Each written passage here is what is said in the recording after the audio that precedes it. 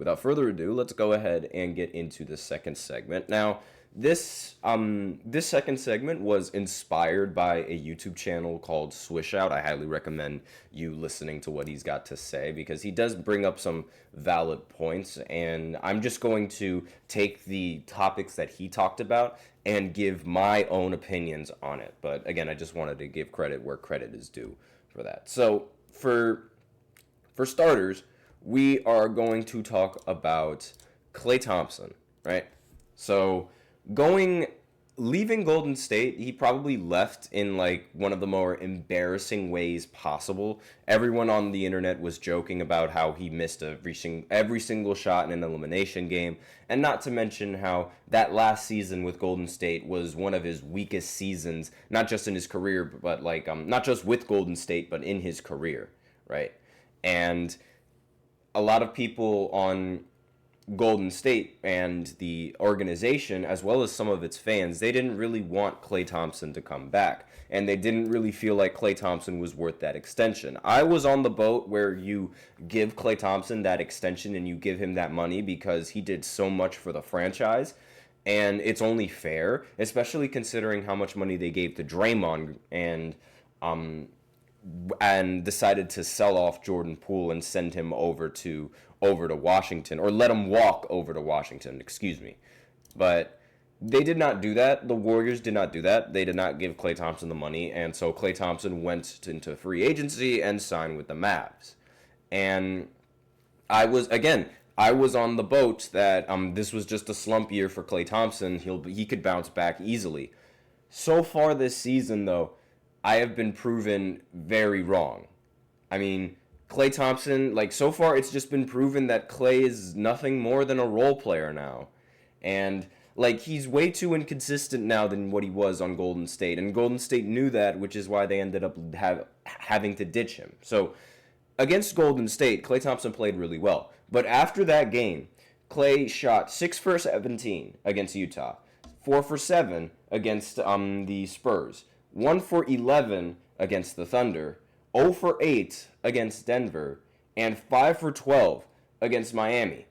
Since that Warriors game, this is some pitiful shooting coming in from someone who is expected to be and talked about as a top 5 shooter in NBA playoff history, as well as arguably NBA history. Because again, this guy Klay used to strike fear in many people's hearts before the final season with Golden State. I mean, he definitely struck fear in my heart. Every time he caught the ball with any sliver of space, I was like, oh crap, he's going to make the three. And now he just seems a little bit too streaky for to be a consistent enough player. So right now he's just a role player, and there's nothing wrong with being a role player, but it's proven so far that Golden State was right to let him go in free agency. Right now on the Dallas Mavericks, Klay is shooting 38% from the field. That is a career low. He's shooting 36% from 3, which is fantastic, like, you know, for NBA standards, but it's also a career low. For his standards, it's not that fantastic. He's also averaging 13 points per game. Again, a career low. His usage rate is also at a career low, which might explain his production and why there is, or lack thereof, and his field goal attempts are also at a career low, but there is a reason for that. It's because right now he is nothing more than a role player for the Dallas Mavericks, and right now he is nothing more than a role player for the rest of his career. There's no ifs, ands, or buts about it. That's just what Klay Thompson is right now, and it's really unfortunate to see this because, I was really high on Klay Thompson. I thought he was going to have a bounce back, but did not happen. So that's what this season, so far, that's what this season has proven. And now we're going to go into the another big topic, the Timberwolves.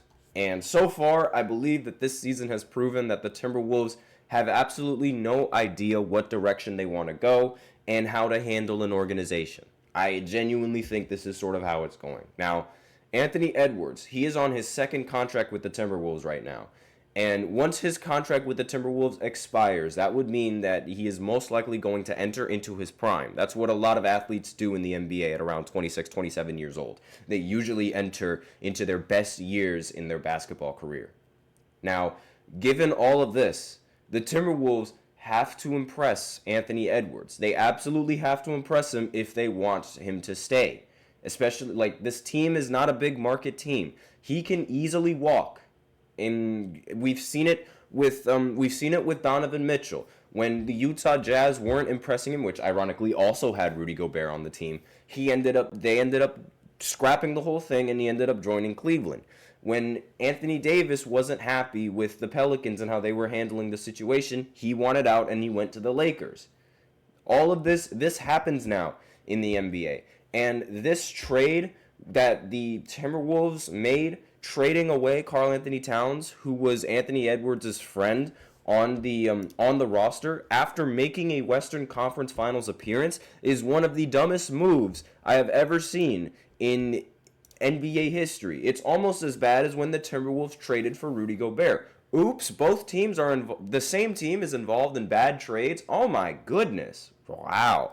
And it doesn't make any sense to me. Like, why would you make that trade? Your team was winning. Why would you bother signing for Julius Randle, who, by the way, has proven to be a defensive liability on the court? As much as Karl-Anthony Towns has been a defensive liability for the Knicks right now, when he was on the Timberwolves, the defense was incredible. So, last year, their opponents' points per game, they held them down to the fewest, which ranked them at number 1. This year, they're at 9. Their defensive rating was number 1 last year. This year, they're at 12. Their opponent field goal percentage was held to one of the lowest in the entire NBA, so they were ranked at number 1. This year, it's 19th. And a big part of that is Julius Randle and his defense. I mean, if you watch him on the court, sometimes he's cherry-picking down the court, not even trying to play some defense. And there are other times where he's just incredibly lazy on defense. Like with Karl-Anthony Towns, while his defense is a little bit weak, he wasn't entirely lazy. And with the combination of Rudy Gobert at the center, it seemed like it was working when no one thought it would. But now they decide to end up trading him. And what makes things worse is that while they ended up losing Karl-Anthony Towns, they ended up losing three-point shooting. Now, the Timberwolves last season, they were third in three-point shooting percentage with 38%. Majority of their players, McLaughlin, Mike Conley, Karl-Anthony Towns, Naz Reid, Nickeil Alexander-Walker, they were all shooting around 40% from three, which was a big reason why their three-point percentage was amazing. And Anthony Edwards shot 35% from three, which isn't bad. Now, it's almost the complete opposite. Anthony Edwards is shooting 42% from three, which is by far the best on his team. And the rest of the players on the team, Dante DiVincenzo, 32% from three. Naz Reid, 37. Julius Randle, 33. Jaden McDaniels, 28. And Nickeil Alexander-Walker, 46. Now, Anthony Edwards is the better shooter, in my opinion, because he's taking them at a much higher clip. He is shooting way more three-pointers this season than he ever was before. Last year at the rim, 23% of his field goal attempts came at the rim, and 34% came from the three. He had a very good balance of shooting mid-range shots, which is why people were calling him the next Michael Jordan. Now, 52% of his field goal attempts are three-pointers. But now, that's not a bad thing. I'm not saying that this is a bad thing because he's making these shots. But it doesn't seem like the Timberwolves have enough team balance now. It seems like it's more or less just Anthony Edwards doing his stuff. And you can't really impress a player going into his prime to convince him to stay if these are the moves that you're making. Anthony Edwards is one of the highest points per game scorers in this season, averaging 28 points per game. The only players higher than him are Giannis, LaMelo, Jokic, SGA, Anthony Davis, Paolo Banchero, Tatum, and Luka Doncic. Now, aside from that, he is leading the rest of the NBA in points per game. LeBron James isn't even on this on the top points per game list, obviously. But amongst all of those players, he is dead last in free throw attempts. Now, it doesn't matter because, again, he is making these shots. But you cannot convince a player of his caliber to stay on a low market team if this is how you're going to handle the situation. And they only have control of one draft pick in the future because of this Karl-Anthony Towns trade.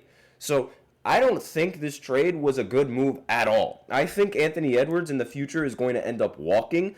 And what this has proven so far is that the Timberwolves had no idea what direction they want to go in. And they have no idea how to run this organization. But that is just me. Let me know in the comments what you guys think. There's so much more that I could talk about. The 76ers being mediocre, the actually less than mediocre. The Miami Heat, for some reason, trying to run it back again and again and again and again when it hasn't even worked in producing what they want.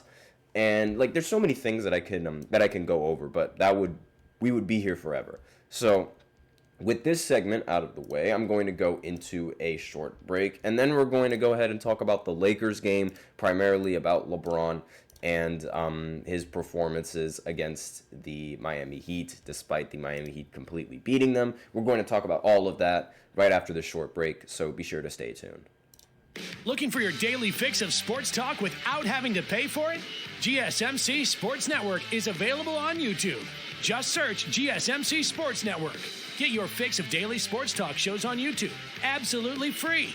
NFL, college football, NBA, MLB, MMA, UFC, fantasy football, and so much more. GSMC Sports Network has shows running all day long, with new sports shows starting every 2 hours. Just like on your favorite cable sports channel, except GSMC Sports Network is absolutely free. Just search GSMC Sports Network on YouTube to catch one of your new favorite shows, like the GSMC College Football Podcast, Chip Shot Football Podcast, Hoops and Heels Women's Sports Podcast, GSMC Basketball Podcast, and so many more. Check it out for yourself. GSMC Sports Network, now available on YouTube absolutely free. Search GSMC Sports Network on YouTube right now.